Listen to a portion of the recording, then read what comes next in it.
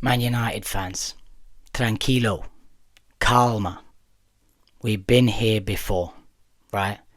LVG in his first summer signed Di Maria, Falcao and a Herrera.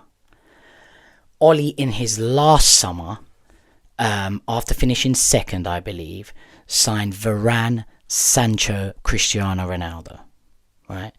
If we compare those 6 players I've just mentioned, yeah, I'll reiterate them now, yeah. Let's go over them one more time. LVG signed Di Maria, Falcao, and a Herrera, right?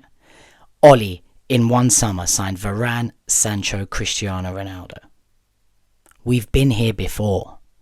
Just like today, seeing Seško being unveiled at Old Trafford, the whole stadium clapping him. I got goosebumps. I was excited too. I want to believe in the dream too, that this is the saviour and everyone else that we brought out, you know, we unveiled all the signings. You know, we're heading in the right direction. It's all going to change. We've been here before. When LVG signed Falcao and Di Maria and a Herrera, I was like, yo, we're going to win the league.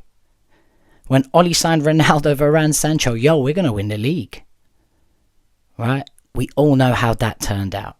Now, I'm not saying Mbeumo, Cunha, Seško are not going to be a success for Man United. All I'm saying is calma. Let's stay calm. Don't get excited. You just watched this game, didn't you? Completely disjointed. The press has improved. I've just been on the football terrace now having a chat there. Everyone's very patient. Everyone's like, give him time, and it's not about standards. You just got to let these things gel. As far as I'm concerned, right, this manager had a free hit at this last season. Of course it's a free hit, because finishing 15th after you've come in to improve the team, you made them worse. That's a free hit. And remember when he joined, he said he needed a pre-season. He's got a pre-season now. I don't see any improvements. It all looks disjointed. Now I'm aware we've got quite a few new players and they need to gel. They need to get some cohesion. But to me, it just looks like the season's continued from game 38 to 39 to 40 to 41 to 42. We don't look any better. I still don't see a style of play. I still don't see what the plan is. I just don't see it. I just see individual brilliance. I still see Bruno just trying to take control of everything, which is fair play. He's the captain. He's trying to make it happen. But surely there's some sort of system and structure that can be put into place where Bruno doesn't have to take everything on his shoulders. Right? He's playing that midfield role, that deep midfield role, that number 8 role. And I just had the discussion with Terry from the Football Terrace, him saying to me, but that is their role, to be box to box, to do everything. And he used Caicedo as an example. Caicedo's good at that role. Bruno just isn't. He just isn't. Bruno is a number 10. He can play a 6 also.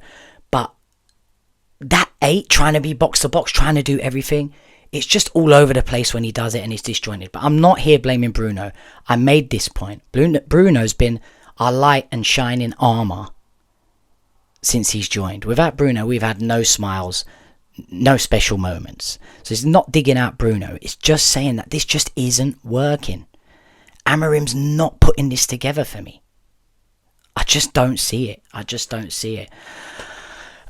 Look, some positive notes. Euro, fantastic. He's improving game to game to game to game. And Mbeumo, I was going to say positive note.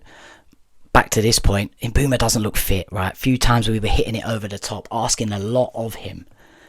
And he's a fast fella, strong fella, but I think there was one, Casemiro knocked it over the top. He ran his life off to collect it. He won a corner. I think he stood at that corner flag with a ball and his hands on his hips for absolutely ages.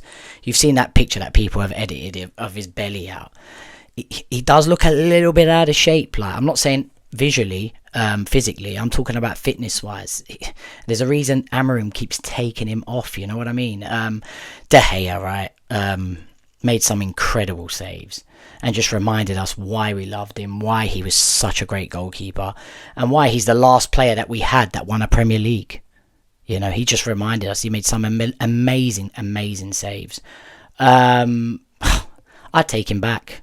You know, listen, back then, I never wanted to get rid of De Gea, but I was on board thinking, okay, if this is what Ten Hag needs to to push his system, a ball-playing goalkeeper. De Gea, you can see he's not quite that. If this is what Ten Hag needs, let's go with it. Oh my God.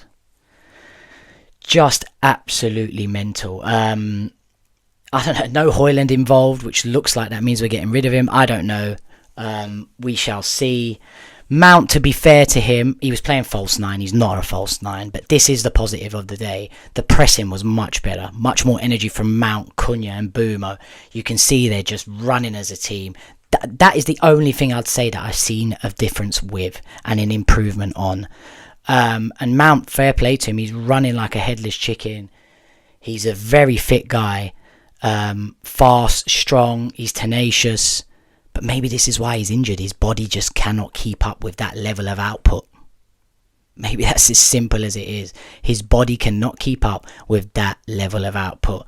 But he worked hard, and that is a positive. But yeah, it finished 1-1. What can I say? I do not see any improvements from this manager. He's had a free hit at it last year, like I said earlier. He's had a pre-season. I'm being patient, but we need to be careful with patience because we can easily finish in the bottom half again, 15th if not worse.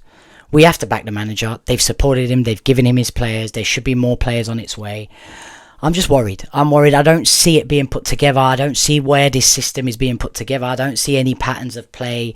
Yes, the press looked better today, but that's just because you've got 2 out of the 3. Well, let's call Mount a new signing. 3 of the front. All 3 of the front players are new. They're brand new, trying to impress. So their energy is on 10 out of 10. 10 out of 10. So I'm not sure if that is system or just them trying to show their value. Do you know what I mean? So look, not a positive game, but it is pre-season. You do have to chill out. But I'm a fan that I've just seen my team finish 15th and lose to Spurs in the final. That's what I've just seen at the end of last year. I want to see improvement. I want to smile. These signings, yes, they make me feel a bit better, but I've been here before, like I mentioned. I've been here with LVG. I've been here with Ollie, where we had an amazing summer transfer window, and nothing happens. Nothing came of it. So I'm a bit worried we're there again. The excuses are starting to slowly go away for these players. You've seen the video of Carrington, little drone footage of Carrington, 50 million being refurbed. You know, there's no excuses of the cracked tiles on the floor cutting your foot when you go in a swimming pool. There's no excuses with the facilities being backdated. The players have no excuses anymore.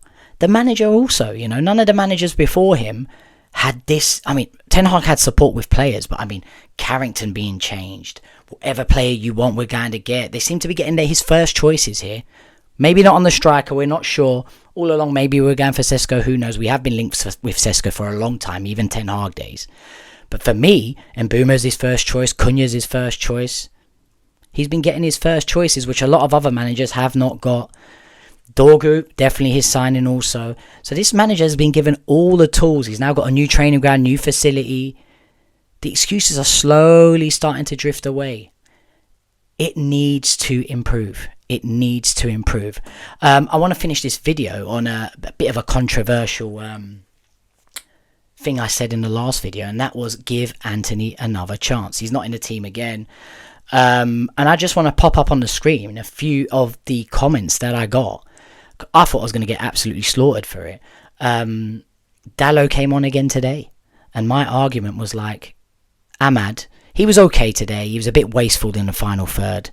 And if that happens, you bring on Anthony, who, I know he's only got 1 left foot. Usually you say people's got 2 left feet. He's literally got 1 left foot, right? I get it. But when you send a player out on loan, right, it's for 2 reasons, right? One of 2 reasons. You either want them to impress on loan so that you can sell them, or you send them out on loan so they can build some confidence, come back and perform for you. Those are the 2 reasons you send people out on loan. Right? Or if you're a young player, it's to, you know, build some experience. But yeah, back to that same point, to improve, come back and play for you. Right? Totally, we initially sent him out on loan, so in the hope he would perform, so someone would sign him. No one signed him. But guess what? He was great when he went out on loan. Granted, it's the Spanish league. Bring the guy back into the fold. He's not been an issue. He's not been a problem like the rest of them, Garnacho, Rashford, Sancho. Bring him back as a backup for Ahmad. Ahmad does need some competition there, and Dalot is not the answer. I had a fella on my Instagram, I think his name's Sean, thanks for commenting, thanks for engaging, like everyone, Liverpool fan, telling me, am I mad? No, I don't know if you watch Man United, mate. Dalot is not the answer. I would rather play Anthony ahead of Dalot in that position. And these other guys that commented on my YouTube absolutely shocked me and agreed with me. But it doesn't look like that's happening. But I would to finish this video today. If we ain't gonna sell him, if we ain't gonna get good money for him, today's a perfect example. Ahmad was okay, but it wasn't great in the final third. He wasn't creating nothing. But he's got no competition. Dalot came on, he was non-existent, didn't do fuck all. Play Anthony in that right wing back role. You don't have to be a defender, you don't have to be a winger for that role. You have to be a hybrid. And sometimes you turn a winger into a right wing back, sometimes you turn a right back into a right wing back. It can merge, right? But it doesn't have to be a defender, it doesn't have to be a forward player. Yeah, but you figure out which one suits the system and performs best in that role. I feel like Anthony's fit enough, strong enough, tenacious enough, passionate enough to be at least a backup to Ahmad in that role. Anyway, guys, let me know what you think. Am I overreacting? Please like, comment, subscribe. As I've said before, I get back to every single comment, even the worst comments. I'll put one of them up here. Still got back to it. Got no problems. Please like, please subscribe. I think we're on 367 subscribers.